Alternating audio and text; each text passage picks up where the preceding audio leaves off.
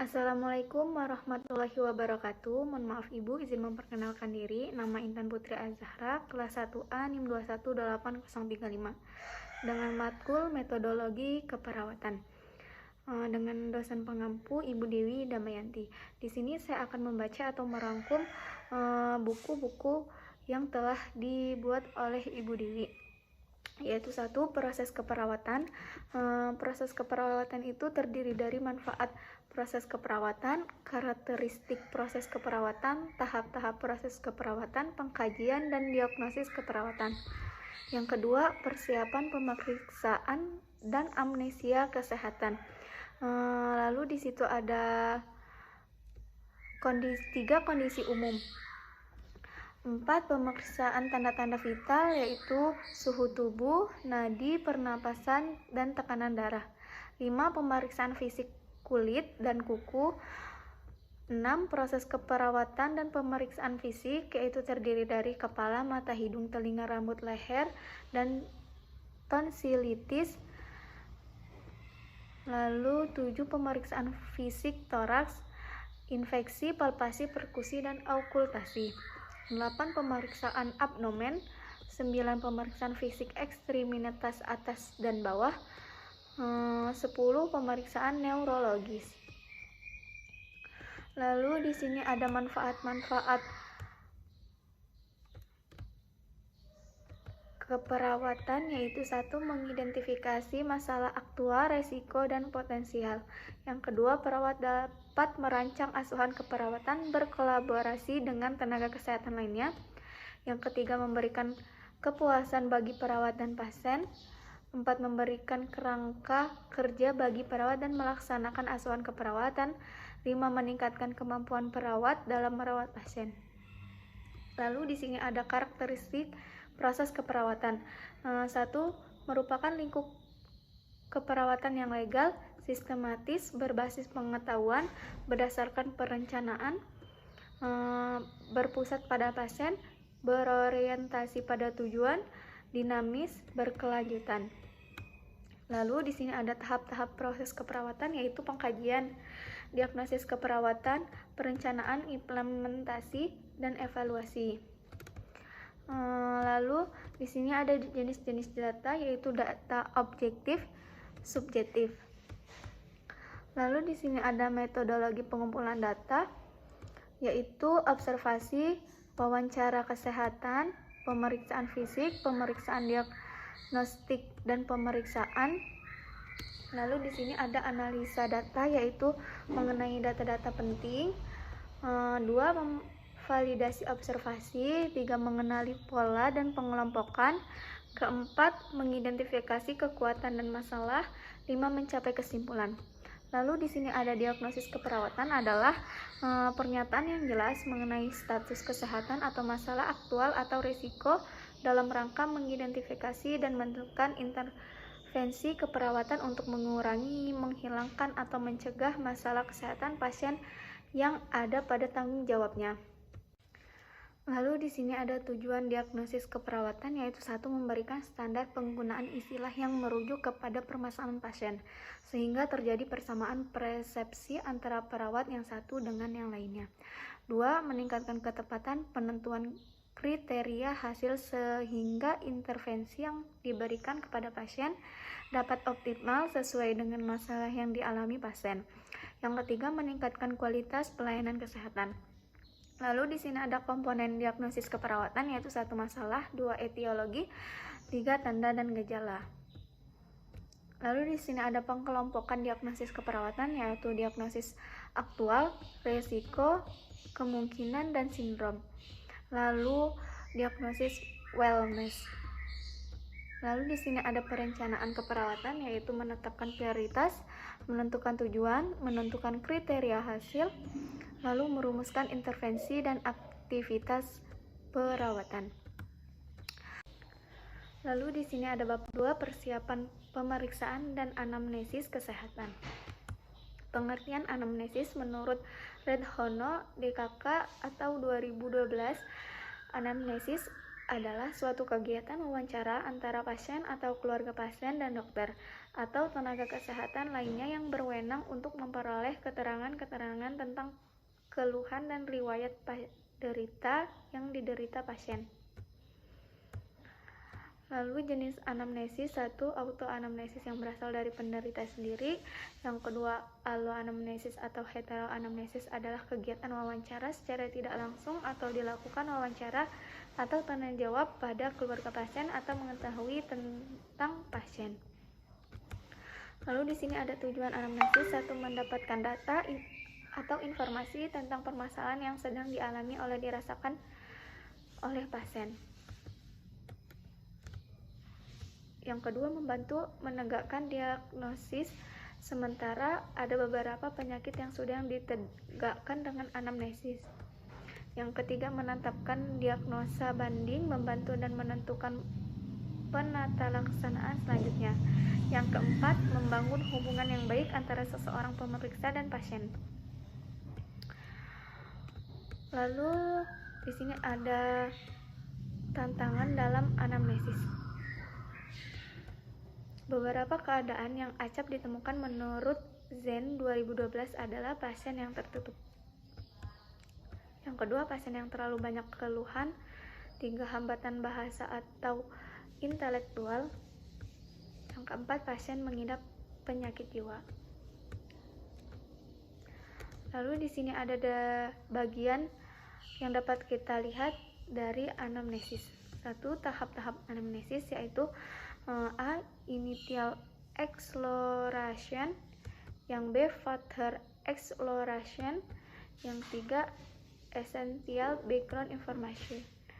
Yang kedua, isi.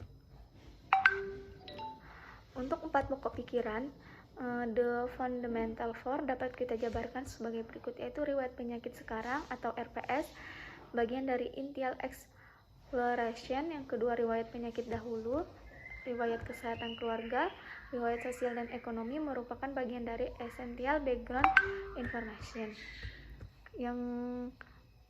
Lalu selanjutnya melakukan anamnesis kesehatan. 1. Persiapan untuk anamnesis. Cara-cara melakukan anamnesis yaitu kepercayaan pasien, tempat dan suasana, penampilan pemeriksaan, periksa kartu status pasien, agar pasien terbuka, gunakan bahasa atau istilah yang umum, buat catatan, perhatikan pasiennya, gunakan metode yang sistematis.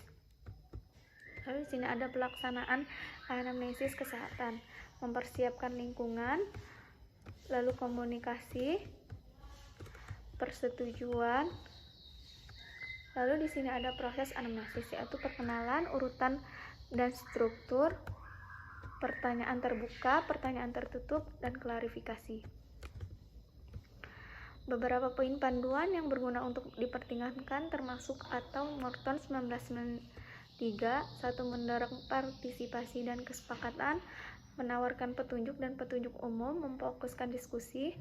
4. Menempatkan gejala atau masalah secara berurutan, menggunakan jeda secara efektif, membuat pengamatan yang mendorong pasien untuk mendiskusikan gejala, mencerminkan, mengklarifikasi poin dengan mencatatkan kembali poin yang diangkat. 8. Meringkas.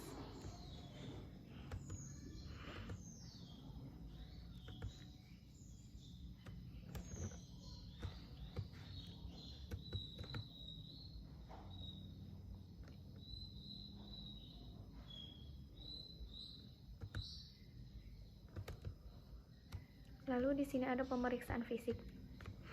Persiapan untuk melakukan pemeriksaan fisik. 1. Perlengkapan stetoskop, sphygmomanometer, oftalmoskop dan otoskop, senter, reverse hammer, garpu talas, pita pengukur, sepatu lidah, termometer, dan tonometer. Lalu di sini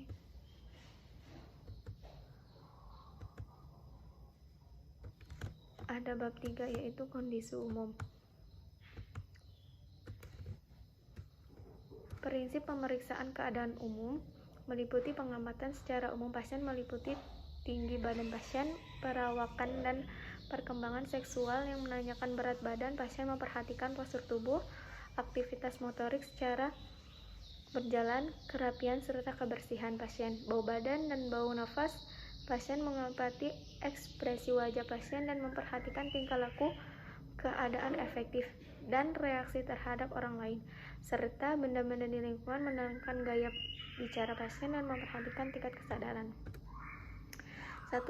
Pemeriksaan dasar terdiri dari memberikan instruksi kepada pasien sebelum Anda memeriksanya. 2. Ajaklah pasien berbicara selama pemeriksaan. Gunakan setiap alat sekali pakai. Ubahlah posisi pemeriksaan sekali selama pemeriksaan. Yang kedua, pemeriksaan fisik umum. Infeksi, palpasi, perkusi, auskultasi. Yang tiga, penilaian keadaan umum, yaitu terdiri dari menilai keadaan umum, menilai tingkat kesadaran, lalu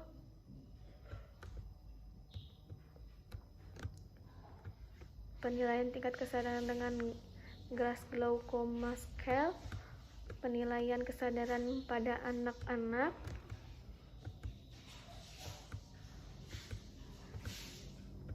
lalu di sini ada tanda-tanda distress. Dikaji tanda-tanda keluhan adanya distress sebagai berikut.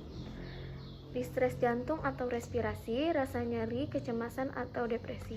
4. Warna kulit dan lesi yang nyata. 5. Pakaian, kerapian dan higiene perorangan, yaitu terdiri dari identifikasi beberapa pernyataan dan gambar abnormalitas pada tabel di bawah ini.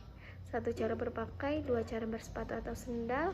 3. Cara mengenakan perhiasan. 4. Rambut, jari, kuku, dan penggunaan kosmetik. 6. Wajah. 7. Bau badan dan nafas. 8. Postur, gaya berjalan, dan aktivitas motorik. 9. Tinggi dan bentuk tubuh. 10. Berat badan. Mengukur indeks 11. Mengukur indeks massa tubuh atau IMT. Lingkar pinggang. Lalu di sini ada bab 4, pemeriksaan tanda-tanda vital.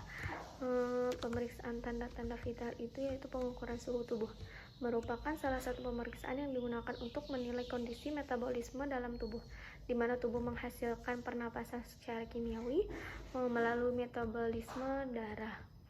Beberapa faktor yang mempengaruhi produksi panas antara lain yaitu laju metabolisme basal atau BMR. 2. Aktivitas otot termasuk menggigil dan meningkatkan laju metabolisme.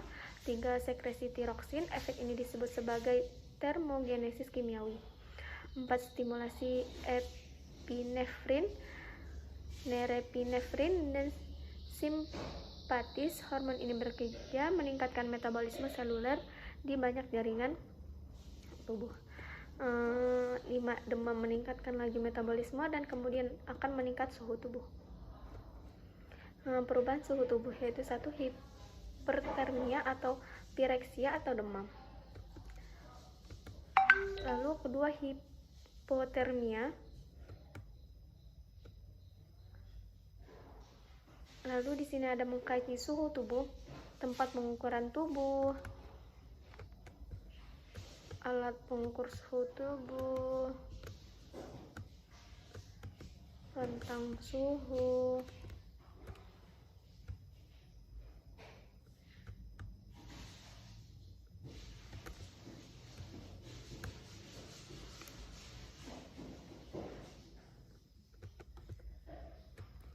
faktor-faktor yang mempengaruhi nadi. 1. Usia. Seiring dengan peningkatan usia, frekuensi nadi akan menurun. Jenis kelamin. Setelah pubertas, frekuensi nadi pria sedikit lebih rendah daripada frekuensi nadi wanita. 3. Olahraga. Normanya frekuensi nadi akan meningkat dengan aktivitas. 4. Demam. Frekuensi nadi meningkatkan dalam memproses peningkatan tekanan darah yang disebabkan oleh vasodilatasi perifer akibat peningkatan suhu tubuh dan karena peningkatan laju metabolisme. 5. Medikasi sebagai obat dapat menurunkan frekuensi nadi atau meningkatkan. 6. Hipovolemia. 7. Stres. 8. Perubahan posisi. 9. Patologi.